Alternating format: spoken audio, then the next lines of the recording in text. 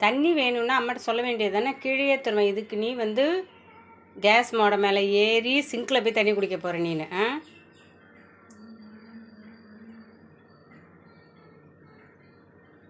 வெயிலில் ஜில்லுன்னு கேட்குதா தண்ணி? சரி வா, இறங்கி வா. வரியா? வா. வேறு என்ன வேணும்? அங்கெல்லாம் போய் படுக்கக்கூடாது, மேலெலாம் போய் படுக்கக்கூடாது. அதெல்லாம் சாமான் வைக்கிற ஷெல்ஃபுப்பா, அதெல்லாம் போய் படுக்கக்கூடாதுப்பா. வா. வரியா? தண்ணி எடுத்துட்றேன் அம்மா. போதும்ல, வா.